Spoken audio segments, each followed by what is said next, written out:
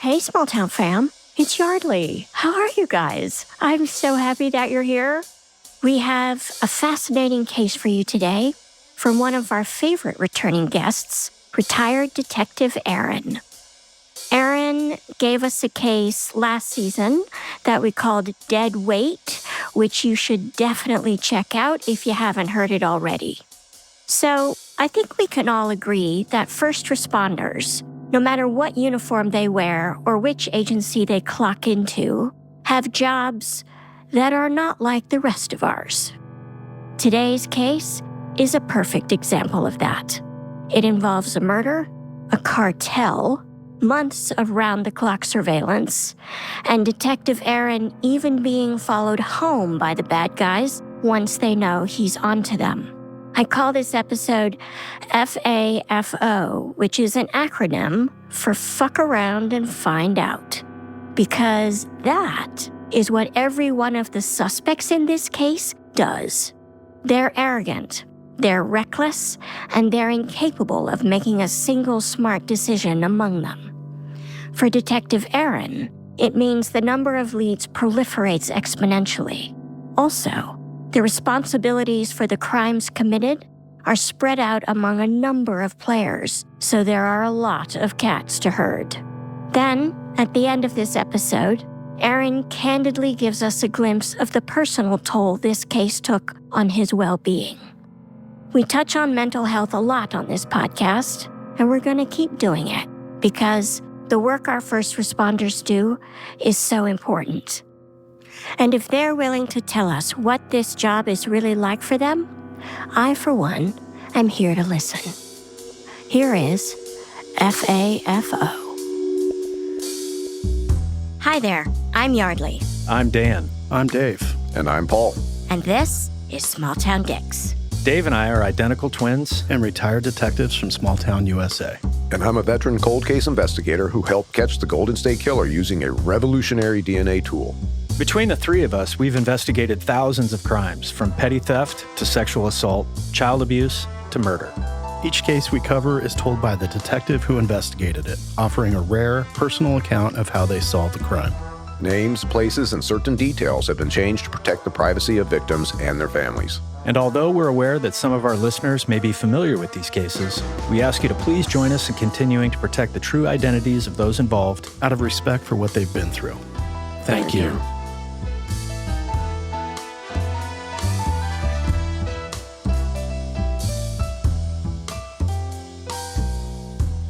Today on Small Town Dicks, we have the usual suspects. Hooray! We have Detective Dan.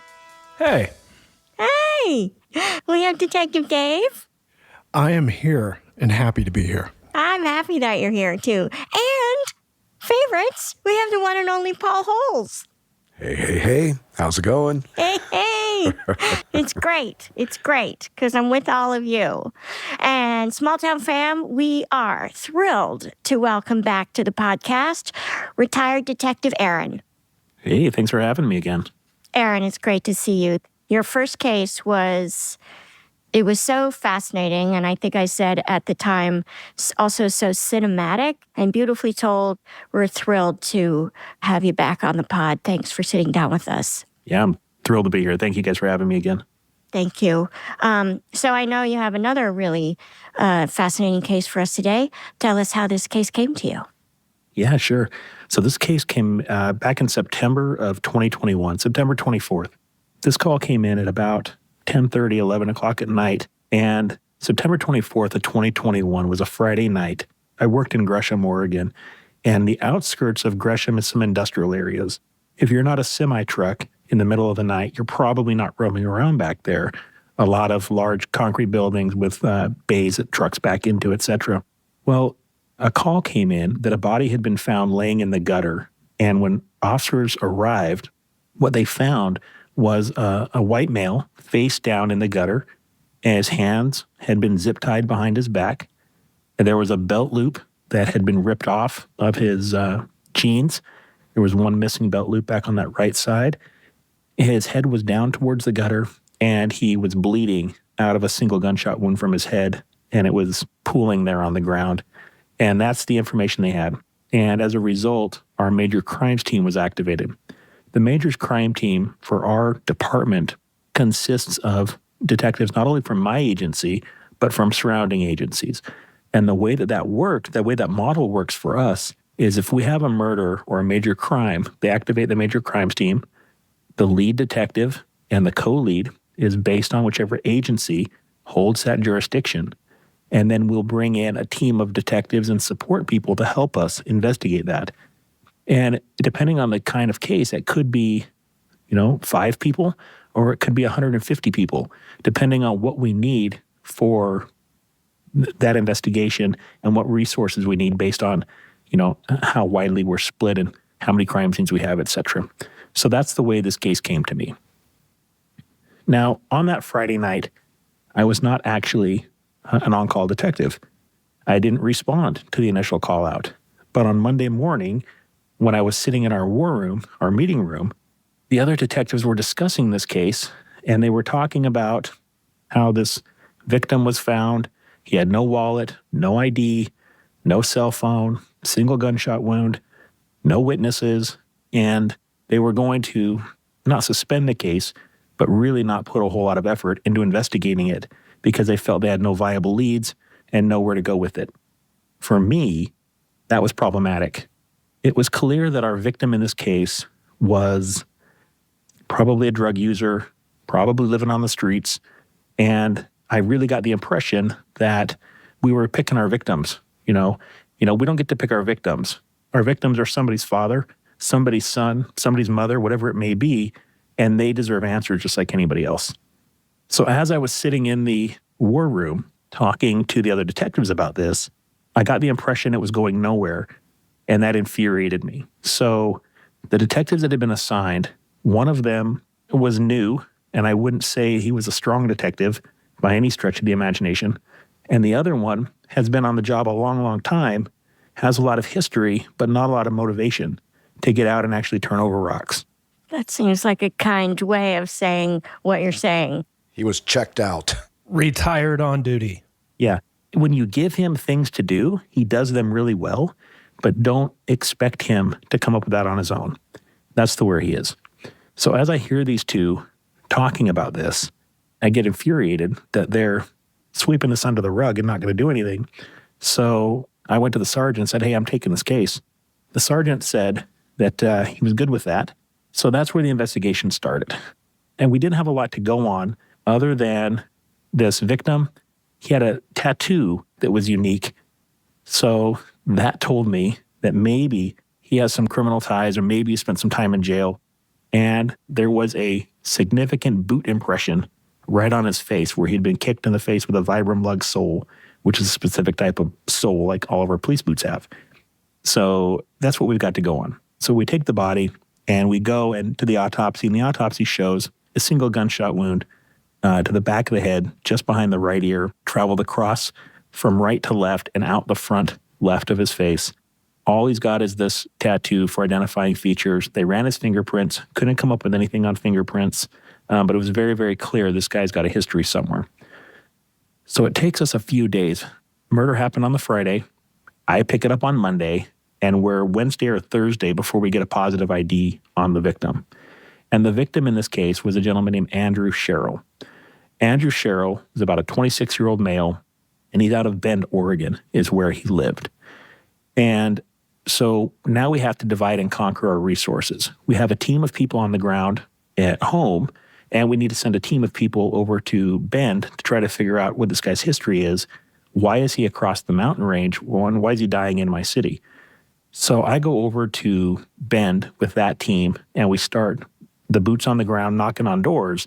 And what we learn is that Andrew Sherrill is a small-time drug dealer. He doesn't have a whole lot of life. He's got a child. He was raised by his grandma out of Hermiston area. Doesn't have a ton going for him, but brags about having a plug or a drug source in the Portland area, and he brags that he is a drug dealer for the cartel. That's what he's telling everybody in the Bend area.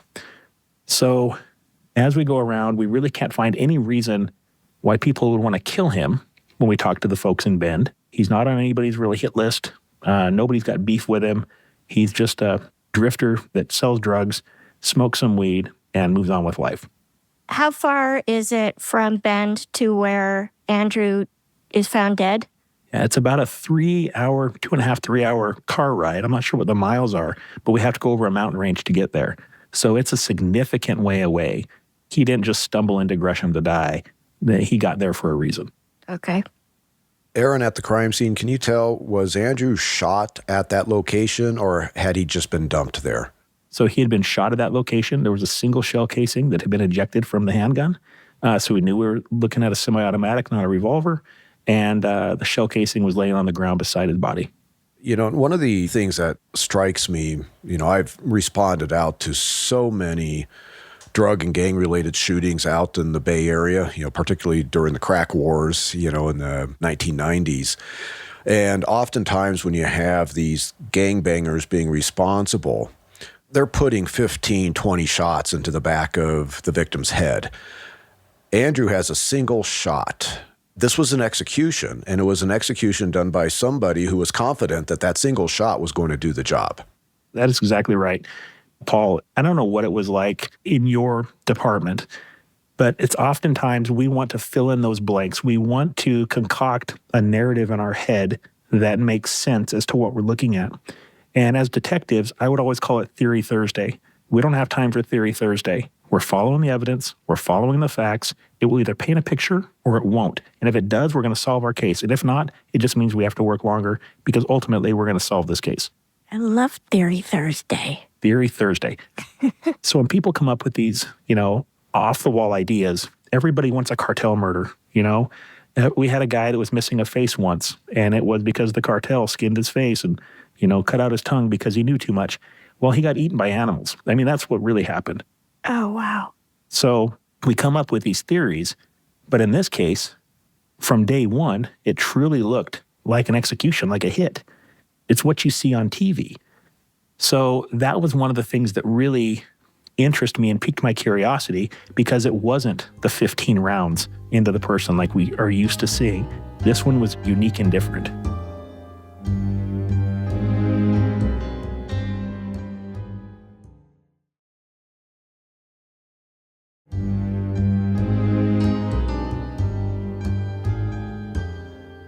So we know that we're looking for potentially a cartel leader in the Portland area who has somebody named Andrew Sherrill running drugs for him across the mountain over into the Bend area. Through a couple of weeks of investigation, we get a knock on the door. And we were contacted by a local drug enforcement agency, a task force of theirs that says, hey, we might know who your suspect is in this case. We're looking at a cartel member that lives in town. We think he might be involved in your murder. Suspect's name, Caesar. And it's a guy we've been watching move in large amounts of drugs into the area. And we have pole cameras up on his house. Now, a pole camera is a covert camera that's mounted to an electric pole, and it taps its power off of the high voltage wires, and we can watch it remotely to surveil a house or an area or something like that. So they said, we have these pole cameras, they're up, and they were up the day of your murder. So we might have video for you, you know, pre and post murder for you to watch. So we want to give you this footage to take a look at, see if you recognize anybody or if this helps your investigation. Your murder investigation trumps our drug investigation. You know, and I suspect, Aaron, that the task force detective that made the phone call, somebody within that unit probably has a very sensitive informant that they didn't want to burn. And so they got some info that Caesar was involved in Andrew's homicide. And they're like, hey, let's call up the agency and just kind of give them a tip. But we can't tell you where that information came from. Right. Very protective. It wouldn't shock me. So we took a look at their pole cameras. And what we saw on the day of the murder was there was a large group of people that showed up early afternoon. They went into the house. They were in the house for about an hour, hour and a half. They all left. Some of them left in this dark-colored SUV. And at about 10:30, 11 o'clock, they ended up back at Caesar's house. So we went back and we looked at the CCTV video or closed-circuit television video from the night of the murder at the crime scene. And we saw something that we didn't see the first time, and that is a dark-colored SUV driving into the area. It goes out of camera sight for about 30 seconds. You can hear on the audio of that video a single gunshot, and then that black SUV drives away. So now we know we have a dark-colored SUV at the crime scene, and we know we have a dark-colored SUV at Caesar's house on the poll cam video. So then we start backtracking with CCTV from the crime scene to see where this vehicle goes. And we do that by literally knocking on doors and businesses of video cameras all along the way. Surveillance cameras, speed cameras, red light cameras, etc. And we piece all these pieces of video together and we track that car. We were able to track that car right back to Caesar's house. So we know that Caesar was involved in the murder. When we get back to the house, we see Caesar get out of that SUV, and there's a gentleman with him, a gentleman that goes by the name of Black in the community. So Caesar and Black, they both got out of that SUV, and the SUV drove away. So Black and Caesar go up to the garage door area of this driveway of this house, and, they're talking. We can see them on video from a long ways away. They're talking. Before you know it, the whole group starts to show back up at the house, and they're partying, they're having a good time, and the night goes on. So with that, we had to try to identify some of these people who were in this video. And I actually recognized one of the girls in the video as a woman who I had done a bad check case on 10 years earlier. And her name is Cassandra. So we identified Cassandra as being one of the players in this video. So we go find Cassandra and we talk to her. And she says, yeah, I know Andrew, the victim. He was a boyfriend of mine, if you want to call it that. We did drugs together. And I just saw him last week. I sold him some drugs one night. Well, what night did you sell him drugs? Friday night. Well, that's the night of his murder.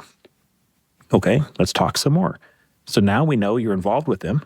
You're at Caesar's house. You were one of the last people to see him alive. What's your role in this? So as we talk to her, she says, Andrew called me up, said he was coming to town from Bend.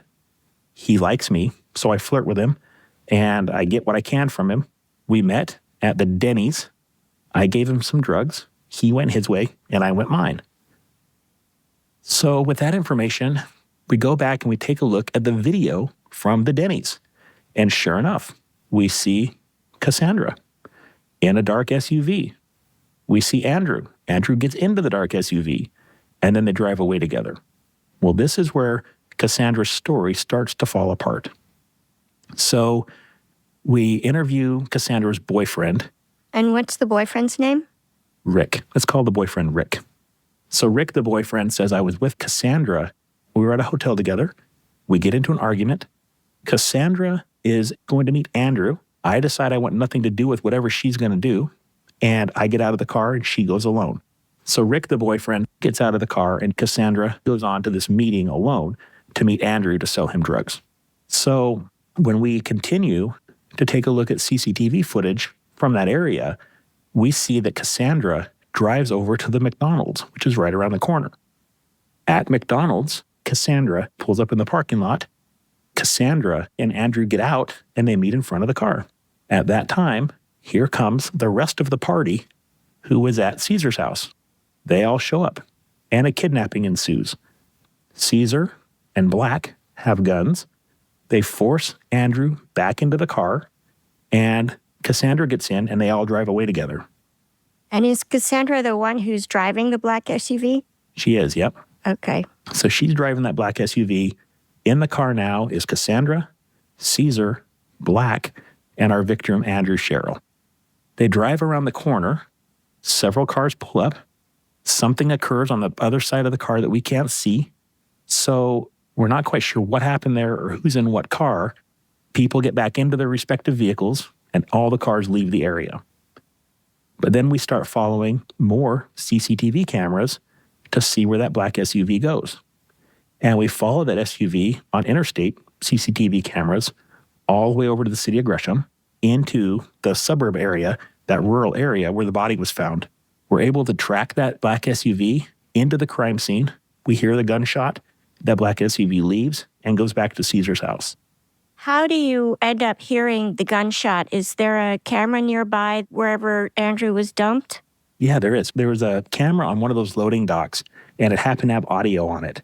So because it had the audio, it recorded the gunshot. So we knew the SUV shows up, gunshot occurs, and then everybody leaves. And it's not that often that you come across surveillance cameras that have audio. It's not. That's a bonus. Yeah. So now we know that Caesar and Black were in the car at the time of the murder, and they were the last ones to see it, but we don't know who was driving that car. So we have to do some more investigation, and there was hundreds of leads generated in this investigation. We did a lot of interviews, and we started to slowly put the pieces of the puzzle together as to who those other players were. The other people involved, we have Caesar, we have Black, we have Cassandra, we have Peter, and we have Mike. And now we're able to take all of those people and we're able to compare them to the poll camera video and slowly start to piece every one of them together. So we know these are our players that were involved in this murder. Now, during the surveillance portion of this, we were able to go by the house, Caesar's house, and we saw that he had a Ring camera with spotlights mounted right over his garage door. That is the same garage door they went and collected around after the murder, and they're all high-fiving and having a good time, which we can see from the poll camera from a distance. So as luck would have it, I learned how to write a search warrant for Ring cameras. We wrote that search warrant, and we got a complete treasure trove of information. They essentially wiretapped themselves. They've got a camera, they've got audio, they've got video, and we can sit there and watch and listen to everything that occurred before and after the murder. So if we had any questions what the 100-yard poll camera was seeing, we now literally have it face-to-face like we are right now. And we can hold an identification card next to the picture in the video and be like, oh yeah, that's totally Peter. That's totally Mike. That's bananas. It's crazy. I cannot imagine you get this response from Ring and you're like, oh, we've got like terabytes of information to look through. This is going to be amazing, because the chats that pop up on these Ring cameras, the audio is really good quality audio and video if you're pretty close. This is just like the driveway area where they all seem to meet and hang out. Yeah, it was cool, Dave. Not only do we have a camera, attached to that camera is 2 spotlights. It is flooding them. We have like 4K video imagery and audio of all their stupidity. Well, and it's all cloud storage too. So you don't have to go in and get like the DVR from inside the house. Caesar and Black, none of these guys know that Detective Aaron has actually accessed all this stuff and has all this information in front of him before he even talks to him. They have no clue. It's like Christmas Day when you get those. It really is. Now, Aaron, along those fronts, though, what about the return? I mean, you've got a clock that has started before whoever the owner is going to get the return on the search warrant. Is that correct? It is, yeah. And so in those cases, we extend our return. We can extend them out to 180 days, but a lot of times we'll do a 90-day return on those. So we can hold that information, and finish our investigation. What's a return? So, Yardley, when you write a search warrant, it's an order judging you to search and seize X, Y, and Z. So the search warrant return is you, within a certain number of days, are required to give a receipt of everything you seized and everything that you're searching. And you can put delays on that because some of these tech companies will do auto disclosures to their clients. Like, hey, by the way, the FBI just subpoenaed all your Facebook records. And that's just like automatic. So some of these companies will alert a client, hey, by the way, law enforcement just served legal process on your account.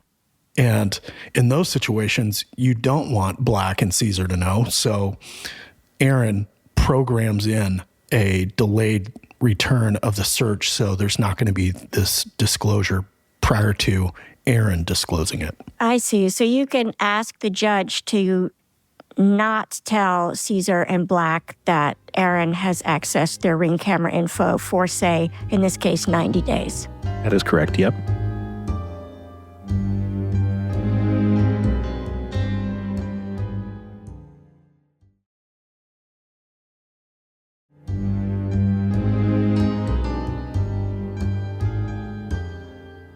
So what do we know? We know we have a dead body, executed. We have Caesar, who has ties to the cartel based on the information we have from our local drug enforcement agency. We have a pull camera on the house showing the group of people coming and going. We have a spotlight camera on the front of the house that shows audio and video of people before and after. We have Caesar, when he returns home from the murder, pull a gun out of his waistband and start waving it around and showing everybody his gun as they're high-fiving. That's going to be incriminating down the road. And we confirm that Caesar has those ties to the cartel. He's married. He has multiple kids. He's been a dealer for the cartel for about a decade. He's responsible for up to about 10 different murders that have occurred in the Portland metropolitan area and around the state where people cross him and they disappear. He has enforcers. His enforcer is this guy named Black, who will just as soon shoot you as he would shake your hand. He's just an absolute cold-blooded person. We know that Andrew Sherrill, our victim, was a low-level drug dealer for Caesar. We know that Andrew Sherrill got in really good with Caesar. Caesar trusted him. And Andrew Sherrill apparently never saw the show Ozark because he decided he was going to steal from the cartel. So Andrew stole drugs, he stole money, and he took them back to Bend because he thought he could do better things on his own. Well, this upset Caesar, and Caesar put a hit out on Andrew and said, hey, I need help finding this guy. He's on the run. Well, this is where Cassandra comes in. Cassandra is in debt about $5,000 to Caesar. So she says, let me lure him in like, a bait, and I will collect Andrew for you, deliver him to you. You forgo my $5,000, and everybody is happy. So that's what occurred. When Cassandra decided that it was worth her while to lure Andrew in, that's when Caesar started putting all the pieces together and formulating his team of people who were going to commit this kidnap and murder. So now we continue this investigation, and after about 4 months or so, we started getting some information and some help from our federal partners talking about this cartel. And we learned that Caesar was in debt to the cartel about $200,000. Oh, shit. Yeah, it's a lot of money. And the cartel wasn't happy about it and might have had plans for Caesar. Is he in danger? Yeah, he is in danger. So the cartel was planning on come up and taking care of Caesar, however that was. So we needed to intercept and interject and get Caesar out of the picture before the cartel came over and took care of him for us. So one of the things that occurred during this investigation, and this was one of the things that pushed Cassandra over the edge to help, is an 8-year-old child was murdered in Mexico. It was videotaped, and that child was murdered by the cartel because of the debt that Caesar owed. And is the child related to Caesar in any way? Completely unrelated. God. So they send Caesar that video. Caesar says, I got to do something to right myself. Even I have some morals. I can't be having kids killed. So when Cassandra was on the fence, whether she was going to help lure Andrew in or not, Caesar showed her that video and said, this is what they're doing because we can't get our debts paid. I need your help. And I'm sure that imagery is scarred into Cassandra's mind when she watches this child get murdered. And that is what pushed her over the edge into helping Caesar bring Andrew into the picture. So this brings us all the way up to December of 2022, December 13th. We've put our entire case together. We have connected all the dots. We've interviewed everybody. We've interviewed Peter, Mike, Cassandra. Black we haven't interviewed because he won't talk to us. So we put the piece of this puzzle together, and on December 13th, I gather at the Gresham Police Department with about 175 police officers. Federal agencies, state, local, marshals, air support, SWAT, 2 detective teams for every location, and we're going to serve 4 simultaneous search warrants throughout the metropolitan area at the same time. That's cheating, Aaron. I know, right? We don't have resources like that where I worked. So we put all these together. We're going to serve these 4 warrants. simultaneously. So we're going to serve one on Caesar's house. We're going to serve one on Black's house.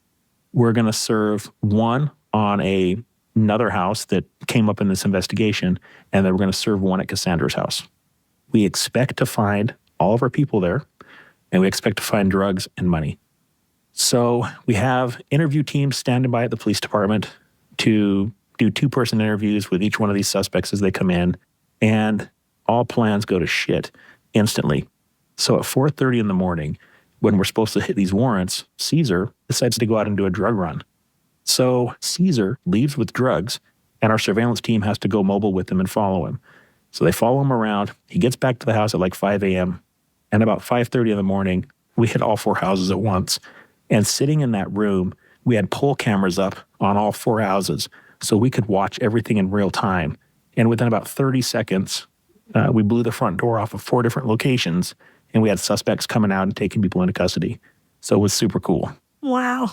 So we were able to recover drugs, guns. We found our murder weapon. We found money. We found the ledgers where Caesar was talking about everybody owed him money. And, Andrew Sherrill's name was scratched off. Cassandra's name was scratched off. Does that line through Cassandra's name mean there's a hit out on Cassandra as well? No. Yardley, that means that she has paid off her debt by bringing Andrew Sherrill to the table. So both of those debts are released at that point. I see. The documentation that you come across in these search warrants is pretty amazing. These pay-o sheets that you see where it has their client list and it shows you the exact dollar amount that they owe. These drug dealers, they all have them. That's how they keep their books. And then to see the line cross through Andrew and Cassandra, because Andrew's now dead and Cassandra worked her debt off. Exactly. All this stuff is going to come to play down the road through the prosecutorial section of this investigation. And so that's December 13th. We've now went from September 24th to December 13th. We got 4 of the 5 in custody. Cassandra we couldn't find, but we have everybody else in custody. Then that just starts the process of the interview and interrogations. So I interviewed Caesar and I interviewed Black. Between Caesar and Black, they both initially say they know nothing, and then they point the fingers at each other. Once we show them the evidence, and they're getting out of the truck together, and in the truck, they're pointing the fingers at each other, and they're saying, we didn't know this was going to be a murder, so on and so forth. Peter and Mike, they're just hired hands. They are 2 low-level drug users that Caesar connects with and literally pays them to be muscle for this event. The only thing that Peter really did is Peter is the one that drove that SUV to the murder scene. So Peter drives the SUV to the murder scene. During the drive, Peter says that in the back seat, Caesar and Black have zip-tied Andrew, and they're beating the crap out of him in the back of this SUV.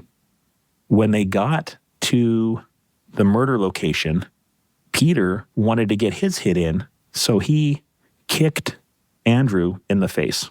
And Andrew had a significant boot impression right on his face. We didn't know how we got that kick, but during the interview with Peter, we figured it out. Now let's go back to Cassandra. Cassandra is a cute blonde who has always got her way by smiling, batting her eyelashes, whether she's in an interview room with a cop or she's on the street with a cartel member. That's the way she gets her way. And Cassandra was the last one to come to the table and take a plea agreement. She felt that she was not responsible for this murder. She says she didn't know a murder was going to occur. You get these schemes where there's going to be a kidnapping that kind of kicks everything off.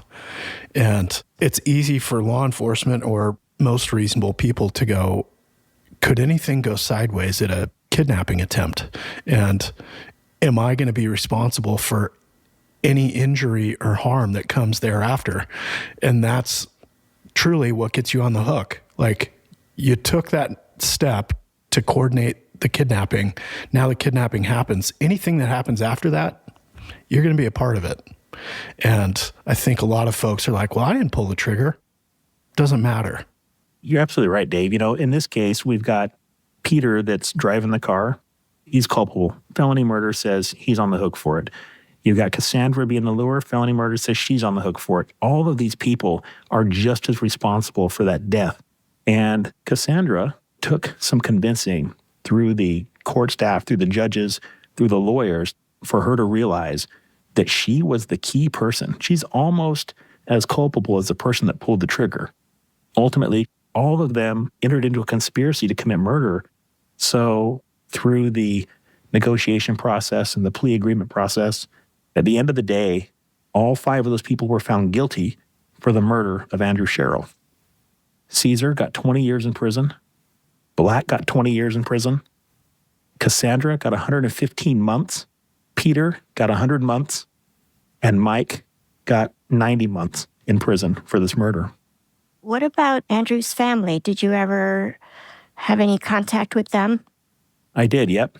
So interviewed Andrew's grandma, and she tried really hard to raise a really good kid. He kind of went on his own, went his own way, and she was sorry to hear that this had occurred, but it wasn't a big shock or surprise.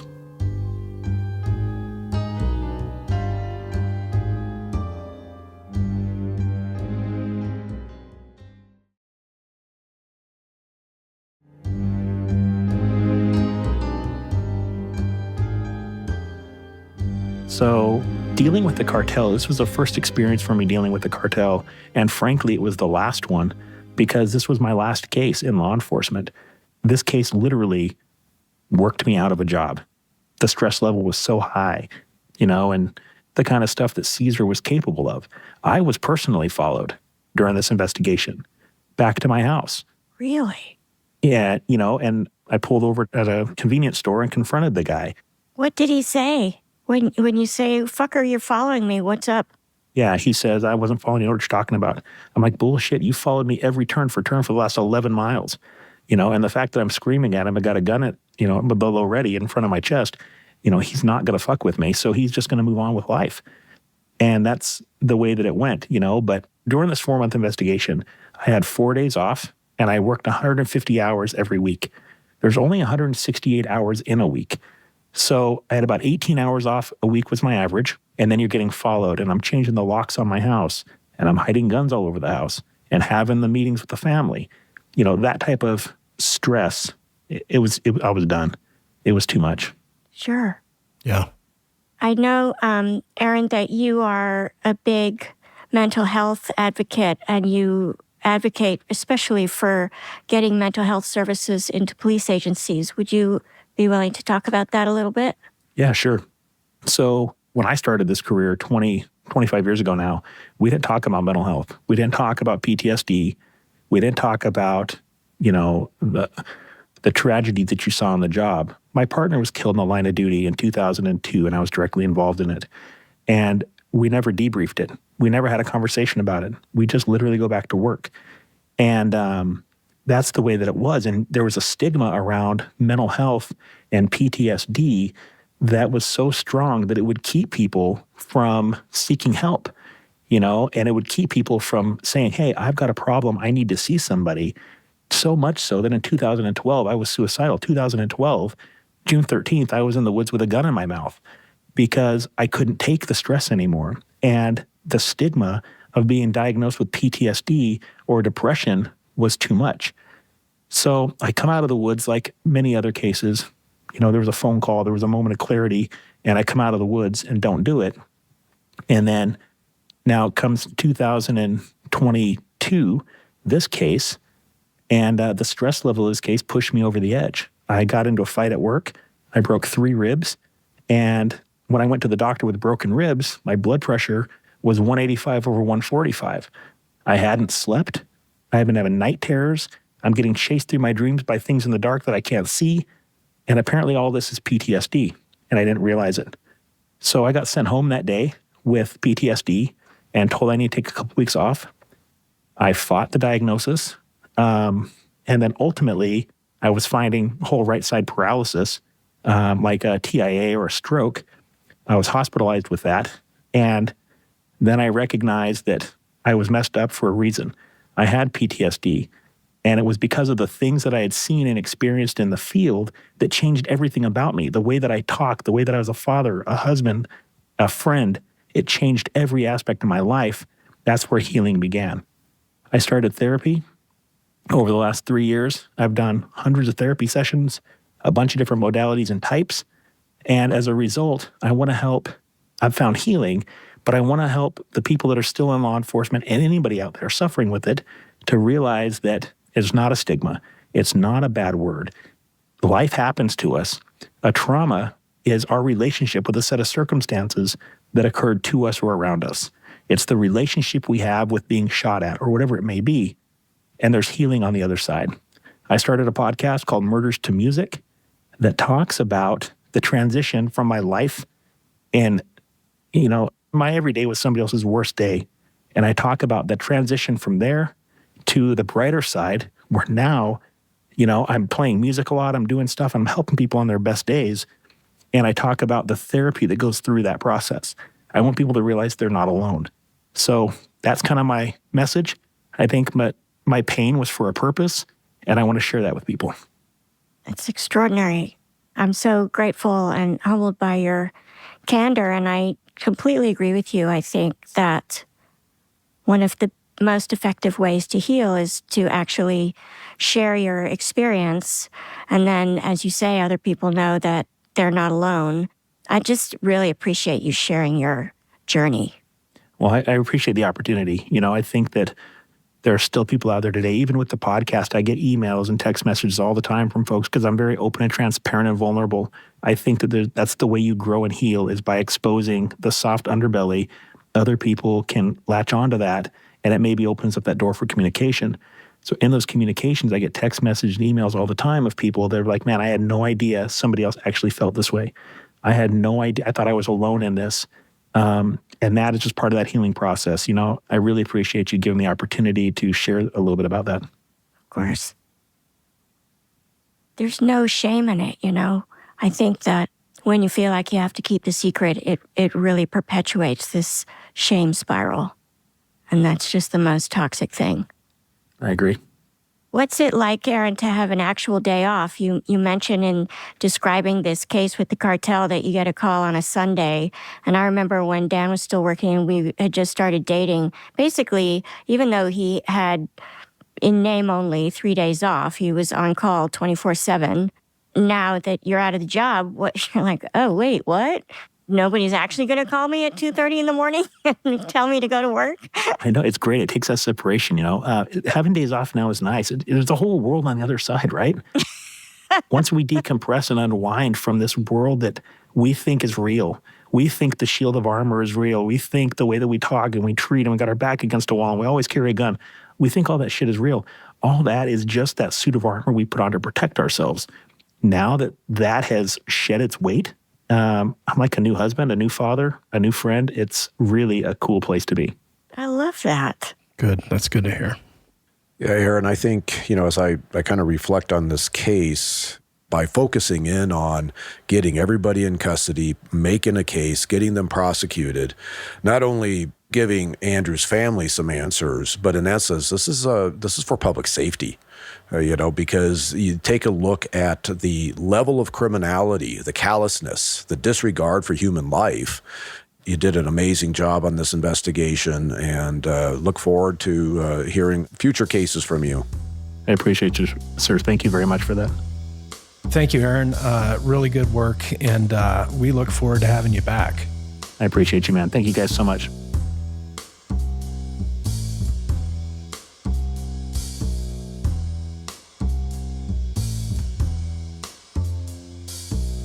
Small Town Dicks was created by Detectives Dan and Dave.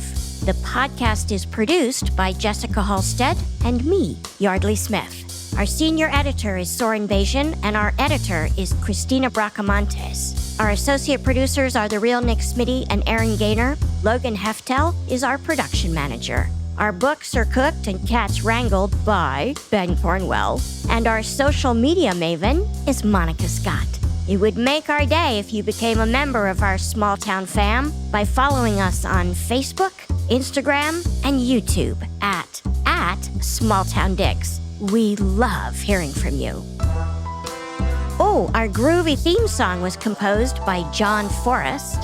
Also, if you'd like to support the making of this podcast, go to smalltowndicks.com/superfam and hit that little join button. There, for a small subscription fee, you'll find exclusive content you can't get anywhere else. The transcripts of this podcast are thanks to speech docs, and they can be found on our website, smalltowndicks.com. Thank you, Speech Docs, for this wonderful service. Small Town Dicks is an Audio 99 production. Small Town fam, thanks for listening. Nobody is better than you.